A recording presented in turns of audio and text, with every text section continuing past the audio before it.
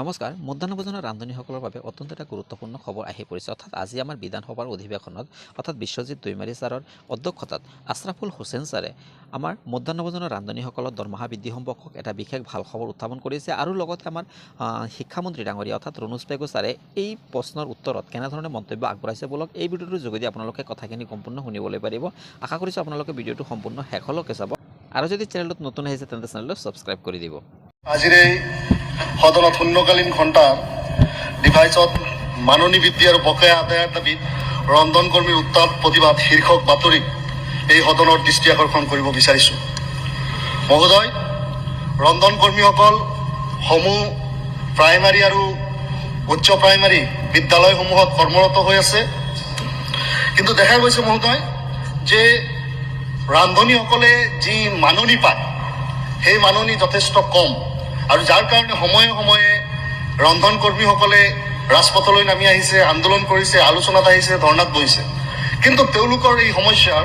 কোনো সমাধান সূত্ৰ এতিয়ালৈকে অহা নাই। গতিকে মহোদয়, অতি দুখ আৰু পৰিতাপৰ সহিতে আমি আজিৰ সদনক এই কথা দৃষ্টিগোচৰ কৰিব বিচাৰোঁ যে 1000 টকা চেণ্ট্ৰেল শ্বেয়াৰৰ পৰা পায়, 1000ৰ 90% চেণ্ট্ৰেল শ্বেয়াৰ তেওঁলোকৰ যিটো মাননি দিয়া হৈছে আৰু বাকী 10% আপোনাৰ ষ্টেট শ্বেয়াৰ। ইয়াৰ উপৰিও চৰকাৰে সম্ভৱতঃ আৰু 500 টকা এটা দিয়ে আৰু শেহতীয়াভাৱে কোৱা হৈছিল যে 1250 টকা অৰুণোদয়ৰ নামত দিয়া হ'ব, কিন্তু প্ৰতিজন ৰান্ধনীয়ে 1250 টকা কি অৰুণোদয়ৰ নামত পালে নে নাই সেই কথাৰো এটা স্পষ্টীকৰণ আজি সদনৰ পৰা আমি বিচাৰিম। মহোদয়, ৰন্ধন কৰ্মীসকলৰ এই সমস্যা প্ৰথমৰ পৰাই চলি আছে, আজিও আছে। ৰন্ধন কৰ্মীসকলে কেৱল ৰন্ধা বঢ়াতে যে তেওঁলোকে আত্মনিয়োগ কৰিছে তেনেকুৱাও নহয়। যিসমূহ বিদ্যালয়ত চকীদাৰ নাই সেইসমূহ ঠাইত ৰন্ধন কৰ্মীসকলে দেখা গৈছে চকীদাৰৰ ভূমিকাটো তেওঁলোকে পালন কৰি আছে। গতিকে ইমান অতি সামান্য মজুৰিত তেওঁলোকে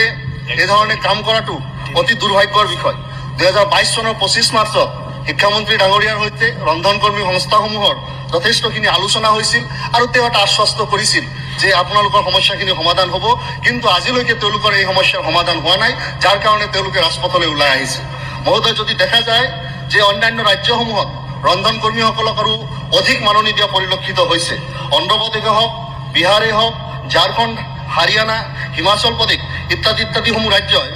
আপোনাৰ অসমতকৈ যথেষ্ট বেছি ৰন্ধন কৰ্মীসকলক তেওঁলোকৰ মাননি দিছে। গতিকে অসম যিহেতু উন্নয়নশীল ৰাজ্য আৰু এই ৰাজ্যত ধন অৰ্থৰ অভাৱ নাই, যথেষ্ট ফাণ্ড আমাৰ ওচৰত আছে, তাৰ ৰন্ধন কৰ্মীসকলক এই ধৰণে বঞ্চনা কৰা বা বঞ্চিত কৰাটো সঠিক নহয়। মাননীয় অধ্যক্ষ মহোদয়, PM পোষণৰ অধীনত আমাৰ বিদ্যালয়সমূহত 8ম শ্ৰেণীলৈকে থকা ছাত্ৰ ছাত্ৰীসকলৰ বাবে মিড ডে মিলৰ ব্যৱস্থা আছে আৰু মিড ডে মিল ৰান্ধি খোৱাবৰ কাৰণে কুক কাম হেল্পাৰ স্বেচ্ছাসেৱক আছে। আশা কৰ্মীৰ ক্ষেত্ৰত যেনেধৰণে প্ৰযোজ্য, এই কুক কাম হেল্পাৰ এইটো চাকৰি নহয়, এইটো এটা ভলেণ্টাৰী ছাৰ্ভিচ। আৰু বৰ্তমান আমাৰ যিবিলাক বিদ্যালয়ত 25 জনলৈকে ছাত্ৰ ছাত্ৰী আছে, তাত এগৰাকী, 26 গৰাকীৰ পৰা 100 গৰাকী ছাত্ৰ ছাত্ৰী থাকিলে 2 গৰাকী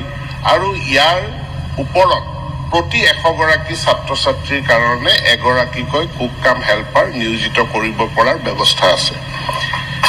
চলিত সময়ত সৰ্বমুঠ 1,06,701 গৰাকী কুক কাম হেল্পাৰ তেওঁলোক কৰ্মত নিয়োজিত আছে। মাননীয় বিধায়কগৰাকীয়ে উল্লেখ কৰি গৈছে যে ইয়াৰ বাবে কেন্দ্ৰীয় চৰকাৰে 1,000 টকা দিয়ে, সেই 1,000 টকা 10% শ্বেয়াৰ আকৌ ষ্টেট গভৰ্ণমেণ্টৰ, গতিকে আমি কেন্দ্ৰীয় চৰকাৰৰ পৰা 900 টকা পাওঁ। ইয়াত অতিৰিক্তভাৱে সংযোজিত কৰি অসম চৰকাৰে নিজা বাজেটৰ পৰা আৰু 500 টকা মিলাই সৰ্বমুঠ 1,500 টকা এই কুক কাম হেল্পাৰসকলক 10 মাহৰ কাৰণে অসম চৰকাৰে দিয়ে। যিটো 1000 টকা কেন্দ্ৰীয় চৰকাৰৰ শ্বেয়াৰ, সেই 1000 টকাটো এই জানুৱাৰী মাহলৈকে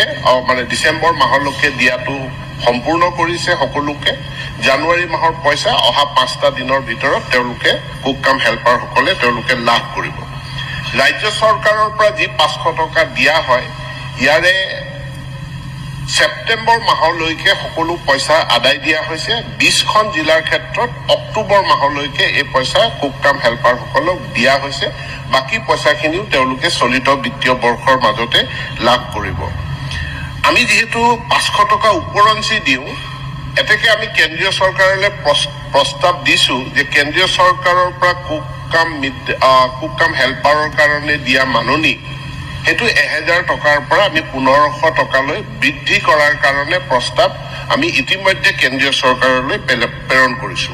মাননীয় বিধায়কগৰাকীয়ে যি আন্তঃগাঁথনিৰ উন্নয়নৰ কথা উল্লেখ কৰিছে আমি পৰ্যায়ক্ৰমে এই ৰান্ধনীশালসমূহ নিৰ্মাণ কৰাৰ কাৰণে ব্যৱস্থা গ্ৰহণ কৰিছো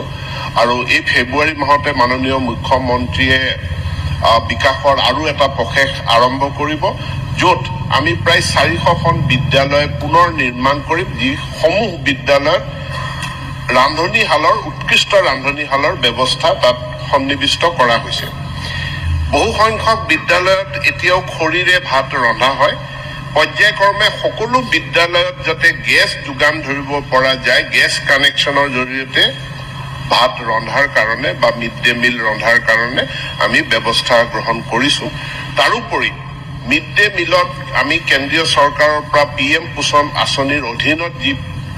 পুঁজি লাভ কৰোঁ বা যি খাদ্য সামগ্ৰী আমি লাভ কৰোঁ তাৰ লগত সংযোজিত কৰি চাহ বাগিচা অঞ্চল আৰু চৰ অঞ্চলত আমি অতিৰিক্ত পুষ্টিৰ কাৰণে অতিৰিক্ত কণী যোগান ধৰাৰ কাৰণেও ব্যৱস্থা কৰিছো মই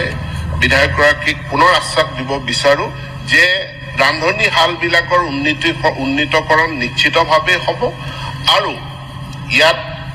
গেছৰ ব্যৱস্থা গেছৰ দ্বাৰা ৰন্ধনৰ ব্যৱস্থা খুব সোনকালে হ'ব আৰু এতিয়ালৈকে তেওঁলোকৰ যি মাননি বৃদ্ধিৰ প্ৰস্তাৱ আছে এইটো আমি কেন্দ্ৰীয় চৰকাৰৰ পৰা অনুমোদনৰ কাৰণে আমি অপেক্ষা কৰিম ধন্যবাদ ধন্যবাদ মাননীয় অধ্যক্ষ ভাস্কৰজ্যোতি বৰুৱা